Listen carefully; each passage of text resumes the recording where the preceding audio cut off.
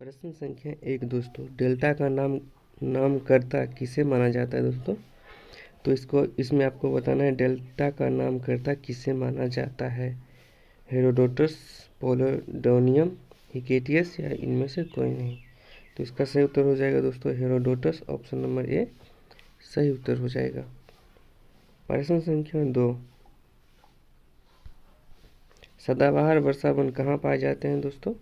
आपको इसमें बताना है सदाबहार वर्षावन कहाँ पाए जाते हैं। तो ये पाए जाते हैं दोस्तों ब्राज़ील में, ऑप्शन नंबर डी सही उत्तर हो जाएगा। प्रश्न संख्या 3, सवाना घास का मैदान कहाँ पे है दोस्तों। तो आपको इसमें बताना है सवाना घास का मैदान कहाँ है। अफ्रीका में, ऑस्ट्रेलिया में, अमेरिका में या यूरोप में। तो इसका सही उत्तर हो जाएगा दोस्तों अफ्रीका में, ऑप्शन नंबर ए सही हो जाएगा। प्रश्न संख्या 4, सामान्यतः डेल्टा की आकृति किस प्रकार की होती है दोस्तों।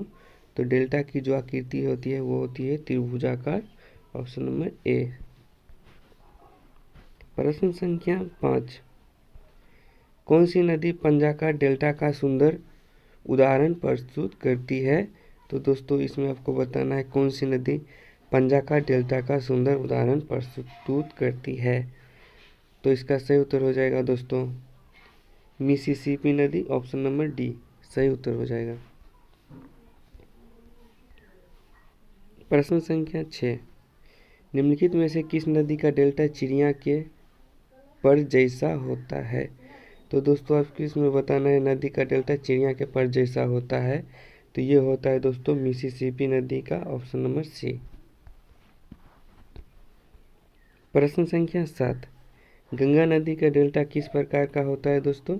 तो गंगा नदी का जो डेल्टा होता है वो चापाकार होता है, ऑप्शन नंबर सी सही उत्तर हो जाएगा।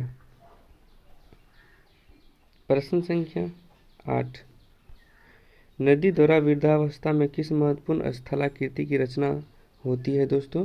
तो ये होती है इसमें डेल्टा का निर्माण होता है, ऑप्शन नंबर सी सही उत्तर हो जाएगा। प्रश्न संख्या 9, रेड रिवर के डेल्टा क्षेत्र में कौन सा नगर स्थित है दोस्तों।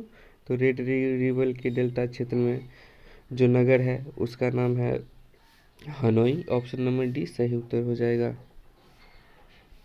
प्रश्न संख्या 10, आइसोहेल रेखा द्वारा क्या प्रदर्शित किया जाता है। तो आइसोहेल रेखा द्वारा समान धूप प्रदर्शित किया जाता है, ऑप्शन नंबर बी सही उत्तर हो जाएगा। प्रश्न संख्या 11 दोस्तों, मानचित्र में वे रेखाएं जहां दाब सम हो कहलाती है। तो ये कहलाती है दोस्तों अक्षांश रेखाएं, ऑप्शन नंबर ए सही उत्तर हो जाएगा। प्रश्न संख्या 12, निम्न में से कौन एक भू आवेशित देश है। तो इसमें बताना है दोस्तों कौन सा एक भू आवेशित देश है। तो ये हो जाएगा दोस्तों युगांडा, ऑप्शन नंबर सी सही उत्तर हो जाएगा।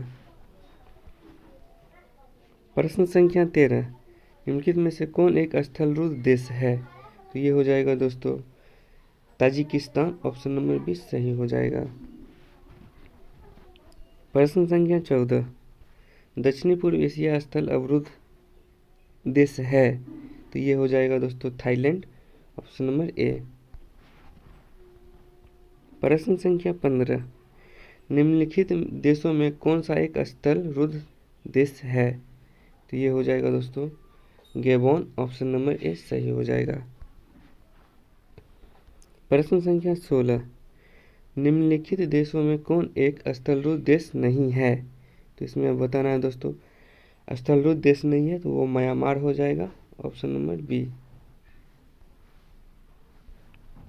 प्रश्न संख्या 17, निम्न देशों में कौन एक स्थलरूढ़ है।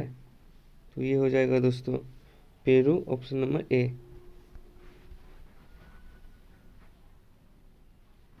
मस्सा बंदरगाह किस देश में स्थित है दोस्तों। तो आपको इसमें बताना है मस्सावा बंदरगाह किस देश में स्थित है। तो ये हो जाएगा दोस्तों इरिट्रिया, ऑप्शन नंबर बी सही उत्तर हो जाएगा। प्रश्न संख्या 19, अफ्रीका के रोम सागरीय तट पर कौन सा बंदरगाह है। तो ये हो जाएगा दोस्तों सिकंदरिया बंदरगाह, ऑप्शन नंबर बी सही हो जाएगा। प्रश्न संख्या 20, कौन सा बंदरगाह यूरोपोर्ट नाम से जाना जाता है? तो ये जाना जाता है रॉटरडम बंदरगाह। ऑप्शन नंबर सी सही हो जाएगा।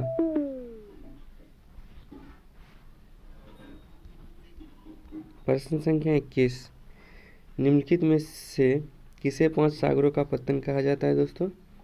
तो 5 सागरों का पतन कहा जाता है, वो कहा जाता है मॉस्को को। Option number B. प्रश्न संख्या 22, यूरोप का शाब्दिक महत्वपूर्ण बंदरगाह रॉटरडम किस देश में स्थित है दोस्तों? तो ये स्थित है नीदरलैंड में। ऑप्शन नंबर ए सही हो जाएगा। प्रश्न संख्या 23, निम्नलिखित में से कौन टोक्यो का बंदरगाह है? तो दोस्तों आपको इसमें बताना टोक्यो का बंदरगाह कौन सा है। तो इसका सही उत्तर हो जाएगा दोस्तों याकोहामा। Option number D.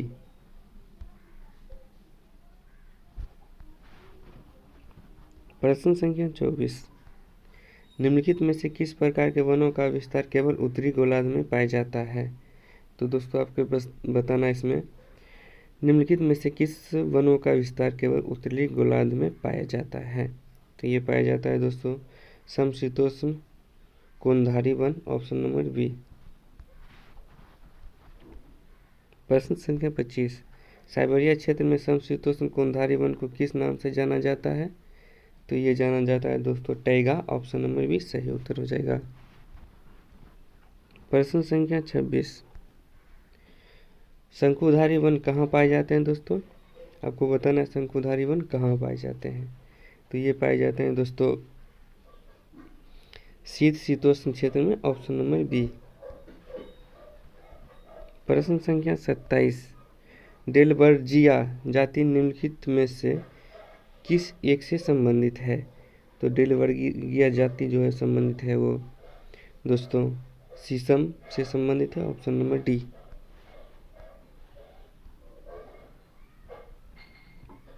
प्रश्न संख्या 28, भूमध्य रेखा के निकट किस तरह के वन पाए जाते हैं? तो ये पाए जाते हैं दोस्तों उष्णकटिबंधीय वन। Option number B. प्रश्न संख्या 29, किस क्षेत्र को चारागाह बेल्ट कहा जाता है? तो ये कहा जाता है दोस्तों दक्षिणी अफ्रीका को। Option number B. प्रश्न संख्या 30, निम्नलिखित में से कौन उष्णकटिबंधीय घास भूमि है? तो ये हो जाएगा दोस्तों लानोज। ऑप्शन नंबर सी सही उत्तर हो जाएगा। प्रश्न संख्या 31, निम्नलिखित में से कौन शीतोष्णकटिबंधीय घास भूमि है? तो ये भूमि है दोस्तों बेल्ट। ऑप्शन नंबर 20 सही हो जाएगा। प्रश्न संख्या 32, कनाडा के मध्य अक्षांशीय घास के मैदान कहलाते हैं? तो ये कहलाते हैं दोस्तों प्रेयरी। Option number D. प्रश्न संख्या 33, किस प्राकृतिक प्रदेश में मौसमी वर्षा होती है मुख्यतः गर्मी के अंत में? तो ये होती है दोस्तों मानसून प्रदेश में। ऑप्शन नंबर सी सही हो जाएगा। प्रश्न संख्या 34, किस प्राकृतिक प्रदेश को विकास का प्रदेश कहा जाता है? तो आपको इसमें बताना है किस प्राकृतिक प्रदेश को विकास का प्रदेश कहा जाता है। तो ये कहा जाता है दोस्तों मानसून प्रदेश को। ऑप्शन नंबर ए सही हो जाएगा। प्रश्न संख्या 35, रोमन कृषि किस प्राकृतिक प्रदेश में पाई जाती है? सॉरी दोस्तों, रोपण कृषि किस प्राकृतिक प्रदेश में की जाती है? तो ये की जाती है दोस्तों आपका विषुवतीय प्रदेश में। ऑप्शन नंबर ए सही हो जाएगा। प्रश्न संख्या 36, मानसून प्रदेश के अधिकांश निवासियों के जीवन का मुख्य आधार है क्या है दोस्तों? तो ये हो जाएगा दोस्तों कृषि है। Option number B. प्रश्न संख्या 37, किस प्राकृतिक प्रदेश में गर्मी की ऋतु में सूर्य कभी अस्त नहीं होते हैं? तो ये अस्त नहीं होते हैं टुंड्रा प्रदेश में। ऑप्शन नंबर ए सही हो जाएगा। प्रश्न संख्या 38, किस प्राकृतिक प्रदेश को शीत मरुस्थल कहा जाता है? तो ये कहा जाता है दोस्तों टुंड्रा प्रदेश को। Option number C. प्रश्न संख्या 39, कौन सा प्राकृतिक प्रदेश सालों भर हिमाच्छिद रहता है? तो ये रहता है दोस्तों टुंड्रा प्रदेश, ऑप्शन नंबर सी सही हो जाएगा। प्रश्न संख्या 40, पेंगुइन पक्षी किस प्राकृतिक प्रदेश में पाए जाते हैं? तो ये पाए जाते हैं दोस्तों टुंड्रा प्रदेश में, ऑप्शन नंबर डी सही हो जाएगा। प्रश्न संख्या 41, व्यापारिक स्तर पर किए जाने वाला विभिन्न प्रकार के फलों का उत्पादन कहलाता है दोस्तों। तो आपको इसमें बताना है फलों का उत्पादन क्या कहलाता है। ये कहलाता है दोस्तों हॉर्टिकल्चर, ऑप्शन नंबर सी। प्रश्न संख्या 42, बागानी कृषि व्यापक है? तो ये हो जाएगा दोस्तों कैलिफोर्निया में, ऑप्शन नंबर सी।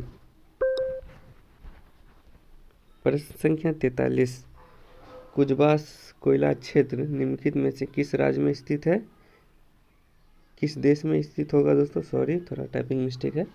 तो इसका सही उत्तर हो जाएगा दोस्तों रूस में, ऑप्शन नंबर ए। इसमें बताना है दोस्तों ढाका प्राचीन काल में किस लिए प्रसिद्ध था? तो ये प्रसिद्ध था दोस्तों मलमल के लिए, ऑप्शन नंबर बी सही हो जाएगा। प्रश्न संख्या 46, ब्यूनस आयर्स निम्नलिखित में से किस लिए प्रसिद्ध है? तो दोस्तों आपको बताना है ब्यूनस आयर्स निम्न में से किस लिए प्रसिद्ध है? तो ये प्रसिद्ध है दोस्तों डेयरी पदार्थ एवं मांस के लिए, ऑप्शन नंबर ए। प्रश्न संख्या 47, निम्न में से कौन शाब्दिक औद्योगिकीकृत देश है? शाब्दिक औद्योगिकीकृत देश हो गया दोस्तों सिंगापुर, ऑप्शन नंबर डी। प्रश्न संख्या 48, आंतरिक जल यातायात हेतु सबसे उपयुक्त एवं महत्वपूर्ण नदी है? तो ये हो जाएंगे दोस्तों राइन नदी, ऑप्शन नंबर सी। प्रश्न संख्या 49, निम्नलिखित में से किस महाद्वीप में आंतरिक जलमार्ग का शाब्दिक विकास हुआ है? तो ये हुआ है दोस्तों यूरोप में, ऑप्शन नंबर डी सही हो जाएगा। प्रश्न संख्या 50, सौरमंडल का शाब्दिक गर्म ग्रह कौन सा है दोस्तों? आपको इसमें बताना सौरमंडल का शाब्दिक गर्म ग्रह कौन सा है। तो ये हो जाएगा दोस्तों शुक्र ग्रह, ऑप्शन नंबर सी सही हो जाएगा। तो दोस्तों कमेंट में ज़रूर कीजिएगा फटाफट 50 क्वेश्चन का रिवीजन आपको कैसा लगा।